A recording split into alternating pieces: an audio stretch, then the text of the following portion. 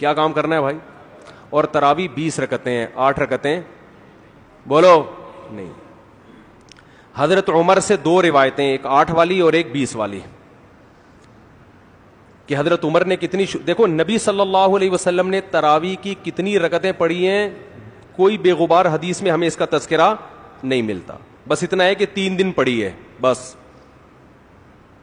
کتنی پڑھی ہے ہمیں نہیں پتا. یہ ہمیں حضرت عمر کے عمل سے پتا چلتا ہے، کیونکہ حضرت عمر بدعتی بولو نہیں ہو سکتے، کیونکہ انہوں نے جب جماعت سے 20 رکعتیں پڑھائی ہیں حضرت عمر نے، تو اس کا مطلب نبی نے ان 3 دن میں کتنی پڑھی تھیں.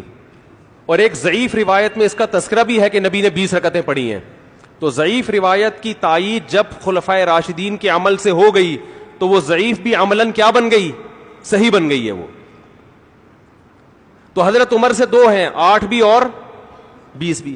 8 والی پر امت نے کسی امت نے عمل ہی نہیں کیا، کیونکہ وہ بالاتفاق مضطرب ہونے کی وجہ سے ضعیف ہے، سند کی وجہ سے نہیں بلکہ مضطرب. کیونکہ جو راوی حضرت عمر سے 8 بیان کر رہا ہے وہی کتنی بھی بیان کر رہا ہے؟ 20 بیان کر رہا ہے. اور جب ہم صحابہ کے دور میں دیکھتے ہیں تو ہمیں سب جگہ 20 نظر آ رہی ہیں، 8 کہیں بھی نظر نہیں آ رہی. تو یہ کیسے ممکن ہے کہ حضرت عمر نے 8 شروع کی ہوں اور کوفہ، بصرہ، دمشق، شام، مصر سب جگہ 20 ہو رہی ہوں؟ اس سے پتہ چلتا ہے کہ حضرت عمر سے جو 20 والی روایت ہے وہ صحیح ہے، 8 والی صحیح نہیں ہے. اور اس کی سب سے بڑی دلیل یہ ہے کہ موطا امام مالک میں ہے 8 رکعتوں والی، جو امام مالک نے نقل کی ہے، لیکن امام مالک خود 8 کا فتویٰ نہیں، وہ خود 20 سے زیادہ کے قائل ہیں، وہ تو 20 کے بھی نہیں 36 کے قائل ہیں. تو یہ کیسے ممکن ہے کہ کتاب کا مؤلف 8 والی ذکر کر رہا ہو مگر خود اس روایت کو وہ اس پر عمل نہ کر رہا ہو؟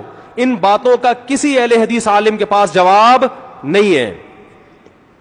ترمذی میں ایک روایت پیش کی جاتی ہے امام احمد بن حنبل سے، یہ روایت ہے کہ اس میں کوئی مخصوص عدد ثابت نہیں ہے، جتنی چاہے پڑھ لو.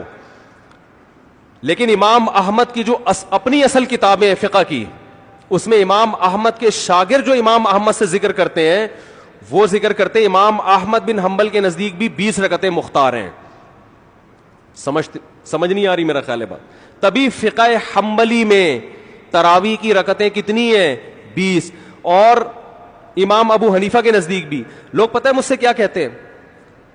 لوگ جو ہے نا کہتے ہیں کہ یار آپ ان حدیثوں کا انکار کر رہے ہو جس میں 8 آتا ہے. 8 والی جو بخاری کی حدیث ہے نا اس کا تراویح سے کوئی تعلق نہیں ہے. بخاری میں آتا ہے نبی رمضان اور غیر رمضان میں 8 پڑھتے تھے، اس کا تراویح سے کوئی تعلق، وہ تو غیر رمضان میں بھی تھی.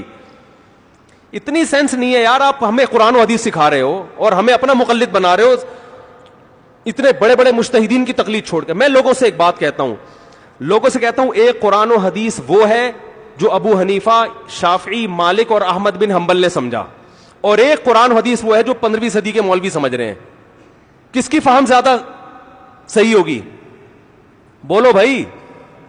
ایک قرآن وہ ہے جو انجینئر بیان کر رہا ہے حدیث، ایک حدیث کی تفصیل وہ ہے جو امام مالک بیان کر رہے ہیں، ابو حنیفہ بیان کر رہے ہیں جن کی 80 ہجری میں پیدائش ہوئی ہے، تابعین میں سے ہیں، جو امام شافعی بیان کر رہے ہیں. تم امام شافعی کو چھوڑ رہے ہو، تم امام ابو حنیفہ کو چھوڑ رہے ہو، تم امام مالک کو چھوڑ رہے ہو، تم احمد بن حنبل جیسے محدث اور فقی جو امام بخاری کے استاذوں میں ہیں ان کو چھوڑ کر فالو کس کو کر رہے ہو؟ انجینئر کو. اور تم کہہ رہے ہو ہم صرف قرآن و حدیث کو مانتے ہیں، ہم کسی اور چیز کو نہیں مانتے. تم قرآن و حدیث کو نہیں مانتے میرے بھائی، تم مقلد ہو، اندھے مقلد ہو. تم قرآن و حدیث کی اس تشریح کو مانتے ہو جو انجینئر کر رہا ہے، اس تشریح کو نہیں مانتے جو احمد بن حنبل کر رہے ہیں، جو ابو حنیفہ کر رہے ہیں، جو امام مالک کر رہے ہیں، جو امام شافعی کر رہے ہیں. یہ بڑے بڑے تابعین، تبع تابعین، مجتہدین جن کو پوری امت نے فالو کیا ہے. تو 8 رکعت کی جو موطا امام مالک کی حدیث ہے، اس 8 رکعت پہ امام مالک نے فتویٰ نہیں دیا. کیوں؟ اس لیے کہ وہ حدیث مضطرب ہے، اس میں راوی ایک بیان پہ ٹکتا نہیں ہے، کہیں 20 بیان کرتا ہے، کہیں 8. جب راوی کے بیان میں تضاد ہو تو حدیث مضطرب ہونے کی وجہ سے رد ہو جاتی ہے. اور میں آخری بات کر کے بیان کو ختم کرتا ہوں، یہ جو تراویح کا لفظ ہے یہ 8 رکعتوں پہ فٹ ہی نہیں بیٹھتا ہے. اس کا بھی میں جواب سوال کر رہا ہوں لیکن کوئی جواب نہیں دے رہا. دیکھو اپنی مرضی کے سوال بنا کے جواب دے دیا کرو تو لوگ واہ واہ کریں گے. آپ میرے ساتھ یہ ہو رہا ہے، میں جو بیانات میں اعتراض کرتا ہوں نا اس کا جواب نہیں مجھے ملتا، خود سے اعتراض بنا کے کیا کر دیا جاتا ہے جواب. جیسے میں نے بتایا تھا کہ حرم میں 4 مصلے تھے، حنفی، مالکی، شافی،